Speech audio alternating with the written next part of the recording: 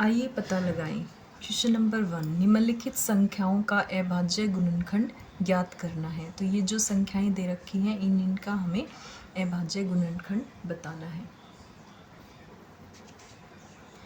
पहले है 64। 64 को हम कैसे लिख सकते हैं? 2 गुना 32।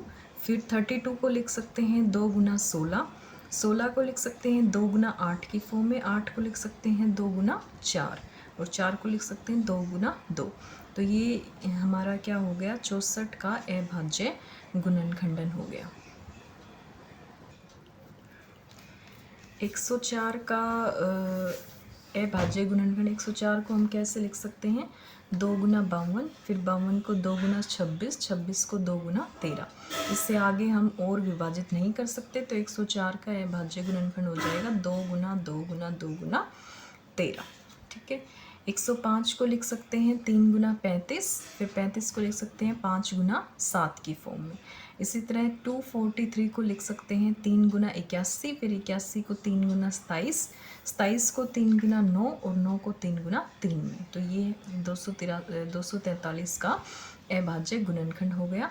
फिर है 320। 320 को हम 2 से यदि डिवाइड करेंगे तो 160, फिर 160 को फिर 2 से करेंगे 80, फिर 80 को लिख सकते हैं 2 गुना 40, फिर 40 को 2 गुना 20, 20 को 2 गुना 10 और 10 को 2 गुना 5।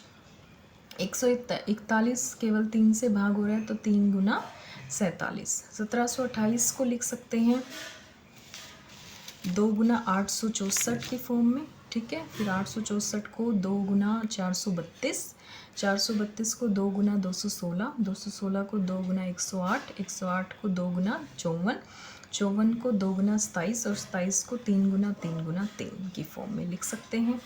ठीक है। इसी तरह 729 को हम लिख सकते हैं 3 गुना 243। ठीक है। फिर 243 को हम आगे लिख सकते हैं 3 गुना 81, 81 को 9 गुना 9 करके फिर 3 गुना 3 की फॉर्म में लिख सकते हैं। तो इस तरह से हमने 729 के अभाज्य गुणनखंड बना दिए। उसके बाद है 1024। 1024 है 2 गुना 512। ठीक है। 512 को लिख सकते हैं 2 गुना 256, 256 2 गुना 128, 128 को 2 गुना 64 और 64 को 8 गुना 8 करके फिर 8 को हम 3 बार 2 से मल्टीप्लाई कर देंगे। ठीक है। इस तरह से 1024 का जो अभाज्य गुणनखंड बनेगा वो 2 को 10 बार मल्टीप्लाई करके बनेगा।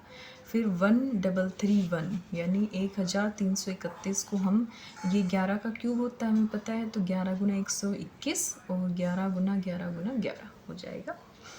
उसके बाद है 1000। 1000 को 10 गुना 10 गुना 10 करके फिर 10 को क्या लिख सकते हैं 2 गुना 5 गुना 2 गुना 5 गुना 2 गुना 5। ठीक है। क्वेश्चन नंबर 2 है किसी संख्या के अभाज्य गुणनखंड में एक बार 2, 2 बार 3 आए, 2 बार 3 आए और एक बार 11 हो तो वह संख्या क्या होगी? ठीक है। तो संख्या क्या होगी जब 2 बार 3 आता, 3 गुना 3 9 और एक बार 2 आ रहा है तो 9 दूनी 18 और गुना 11, तो ये हो जाएगी 198। क्वेश्चन नंबर 3 है 30 से छोटी ऐसी 3 अभाज्य संख्याएं बताइए जिनका गुणनफल 1955 हो।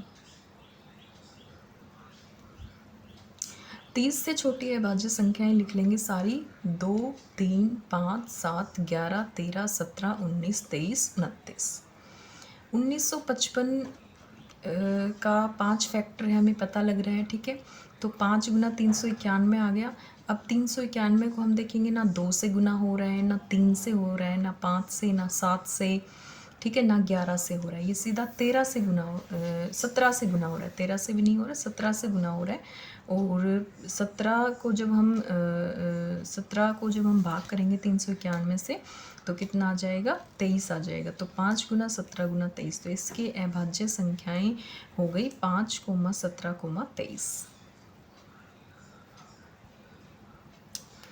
क्वेश्चन नंबर 4 है बिना गुना किए निम्न संख्याओं का अभाज्य गुणनखंड ज्ञात कीजिए।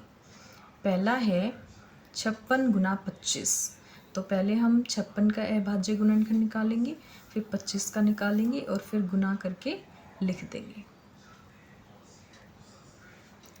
56 के अभाज्य गुणनखंड है 2 गुना, यानी 8 7 56, तो 8 को कैसे लिखेंगे, 2 को 3 टाइम्स मल्टीप्लाई करके, 2 गुना 2 गुना 2 गुना में 7, 25 का क्या होगा, 5 5 25, तो 5 गुना में 5, तो 56 गुना 25 के अभाज्य गुणनखंड होंगे 2 गुना 2 गुना 2 गुना 7 गुना 5 गुना 5। ठीक है। बी पार्ट है 108 गुना 75 के अभाज्य गुणनखंड लिखने हैं। तो 108 के अभाज्य गुणनखंड हो गए, 108 को हम अभाज्य गुणनखंड विधि से जब हम भाग करके देखेंगे तो पहले 2 से करेंगे, 2 पंजे 10 चौके 8, फिर 2 से करेंगे 2 27 पे आ जाएगा, फिर 3 से करेंगे 9, फिर 3 से करेंगे 3, फिर 3 से करेंगे 1, तो 108 के अभाज्य गुणनखंड बन गए 2 गुना 2 गुना 3 गुना 3 गुना 3। इसी तरह 75 यानी 75 के जो अभाज्य गुणनखंड है वो क्या हो जाएंगे, 3 से करेंगे पहले 25, फिर 5 से 5 25, ठीक है, तो ये हो गए 3 गुना 5 गुना 5। तो 108 गुना 75 के जो अभाज्य गुणनखंड हो गए 2 गुना 2 गुना 3 गुना 3 गुना 3 गुना 5 गुना 5। ठीक है। अगला सी पार्ट है 1000 गुना 81 के अभाज्य गुणनखंड निकालने हैं। तो पहले 1000 के अभाज्य गुणनखंड लिखेंगे। 1000 को हम लिख सकते हैं 10 गुना 10 गुना 10 की फॉर्म में, फिर 2 गुना 2 गुना 2 गुना 5 गुना 5 गुना 5। 81 के अभाज्य गुणनखंड आएंगे 3 गुना 3 गुना 3 गुना 3। फिर 1000 गुना 81 के इन सभी को एक साथ लिख देंगे, तो ये इसके गुणनखंड हो गए। क्वेश्चन नंबर 5 है, वह छोटी से छोटी संख्या क्या होगी जिसके अभाज्य गुणनखंड में पार्ट नंबर 1 है 3 अलग अभाज्य संख्याएं हों, या फिर पार्ट नंबर बी है 4 अलग अलग अभाज्य संख्याएं हों। तो पार्ट नंबर ए का आंसर है छोटी से छोटी 3 अलग अलग जो अभाज्य संख्याएं हैं वो क्या होंगी, सबसे छोटी 2 है, फिर 3, फिर 5।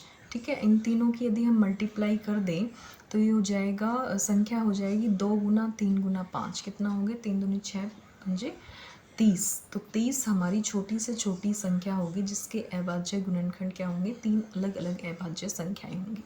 फिर इसी तरह 4 यदि हमें अभाज्य संख्याएं निकालनी है तो हम क्या करेंगे, 2 3 5 7 की गुना कर देंगे, तो हमारा क्या आ जाएगा 210 आ जाएगी। तो 210 वो छोटी से छोटी संख्या है जो जिसके क्या होंगे 4 अलग अलग अभाज्य गुणनखंड होंगे।